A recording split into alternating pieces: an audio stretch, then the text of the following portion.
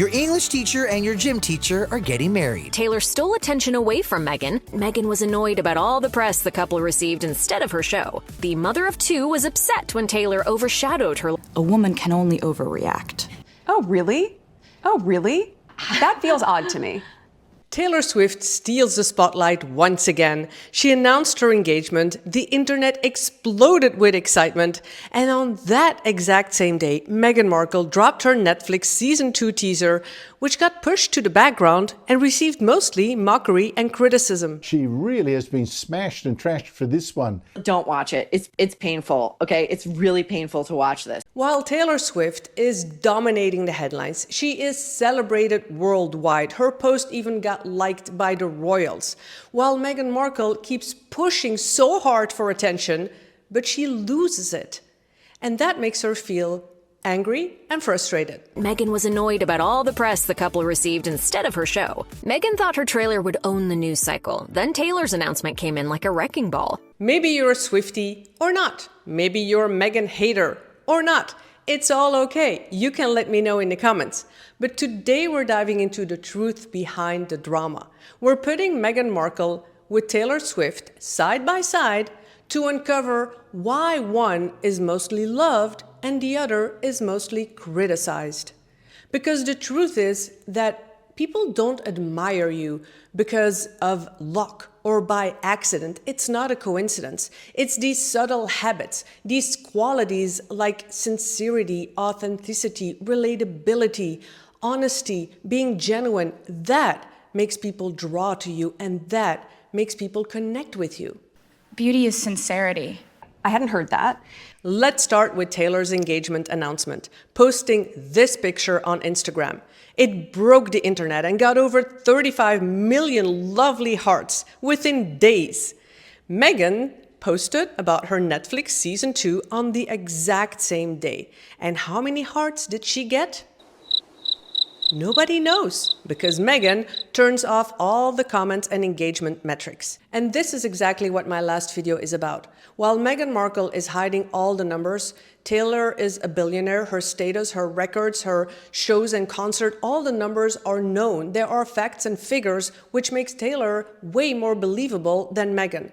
Meghan is hiding everything. The only numbers she talks about are she sold out in 44 minutes. It's the minutes. The rosé sold out also in less than an hour. 44 minutes. I was shocked. Everything sells out in 45 minutes. Everything sold out in under an hour. Everything. Yeah. And 45 minutes. Yep, sold out under 44 minutes. And whether those are 1 or 10 jars of jam, nobody will know because Meghan doesn't reveal her numbers. Meghan wouldn't share sales figures for us ever, but so far, most of its inventory has quickly sold out.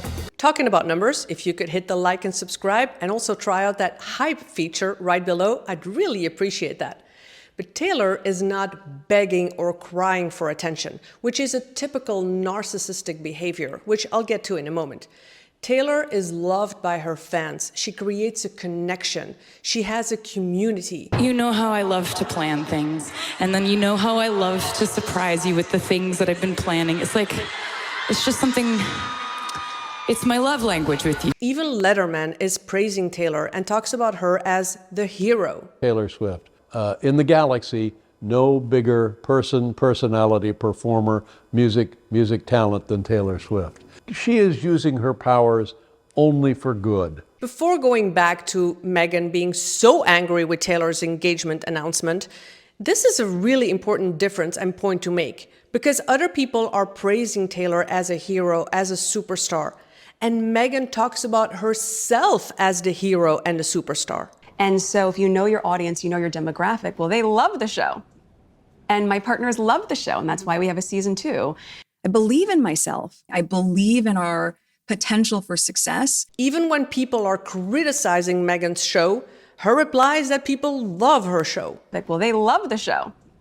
And my partners love the show. And that's why many critics will call her a narcissist, who are known to crave attention, exaggerate achievements, preoccupied with success, and the need for admiration. A malignant narcissist. credit, never blame. Oh, Everything is always somebody else's fault. Why is she doing this again? Why Because is she bringing up these old issues? she is a narcissist. She is obsessed. Whereas a typical narcissist lacks empathy, it's easy to contrast this with Taylor, who is in every single interview talking about her fans, her collaborations, all the projects that she makes with other people, involving other people, connecting with other people, creating relationships and friendships with other people.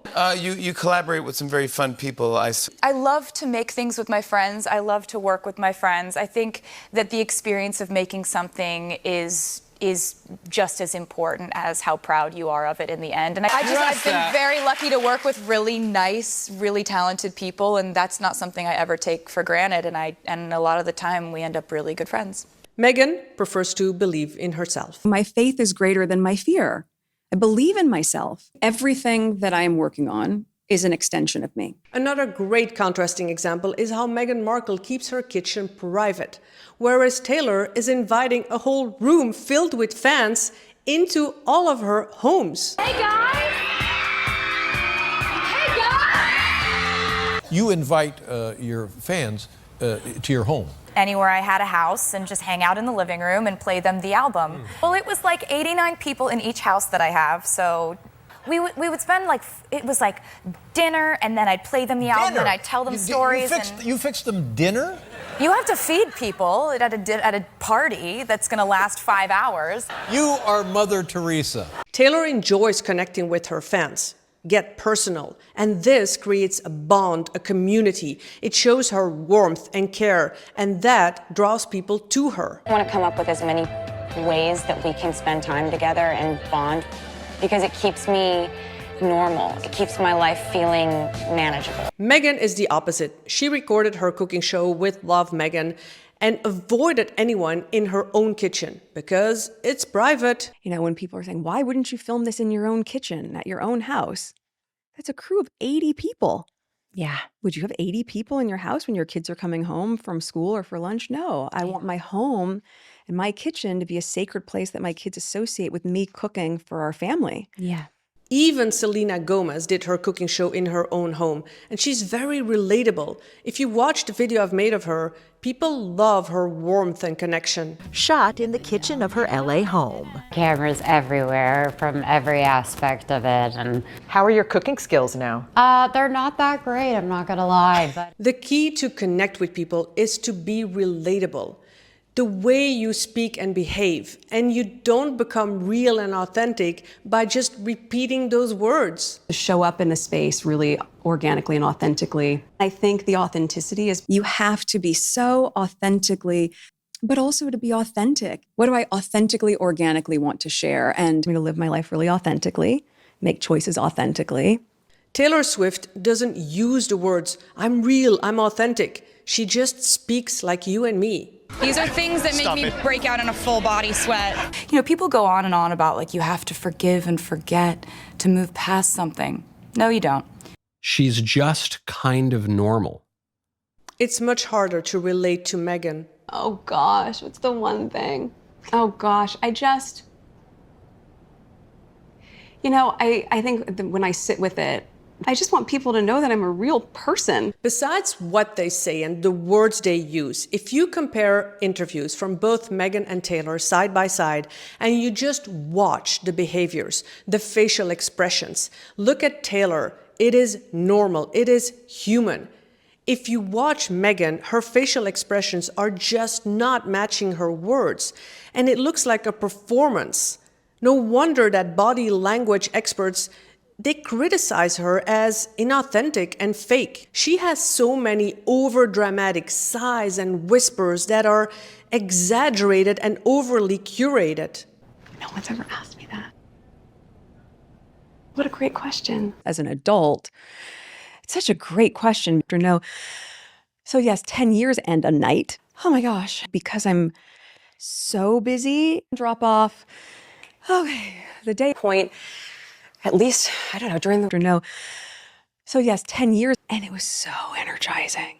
It means a lot, Jamie, thank you. Yeah. I'm really trying not to be just a fan or just a hater. That's not my role. I'm trying to just observe what I see. But I would love to read your comments and your thoughts and opinions. But let's get back to Meghan and Taylor's engagement. Was Meghan really angry and furious? Taylor stole attention away from Meghan. Meghan was annoyed about all the press the couple received instead of her show. The mother of two was upset when Taylor overshadowed her. Meghan thought her trailer would own the news cycle. Then Taylor's announcement came in like a wrecking ball. Meghan's convinced it wasn't just bad luck. Here's what another source wrote. Meghan genuinely thinks Taylor hijacked her announcement, but she wouldn't even have known or cared about it. Meghan is not on her radar or orbit. She is a deluded, no mark, desperate to be a celeb like Taylor. Ouch. And let's look at a few more opinions and thoughts. The timing of both was coincidental, and the focus on Taylor's massive announcements naturally drew more attention. For Meghan to put herself in the same caliber as Taylor is laughable. You're not even remotely close. So Taylor Swift steals the spotlight, while Meghan Markle cries for attention, but gets completely overshadowed. This video is not about a celebrity drama or who's right or who's wrong, but there's a reason why some people get celebrated and others are overlooked. It's not a coincidence that some people walk into a room and get noticed, while others are ignored. It's just unbelievable. It's all about how you come across. Do you come across as genuine and authentic and relatable, or promotional and polished? I do hope you enjoyed this video, but I would love to know if you have any suggestions for me to compare other people, or maybe compare these two ladies again. You let me know. I have some ideas. In any case, if you haven't watched this video yet and you want to come across as believable and know what to do and especially what not to do, I'll see you in this next video.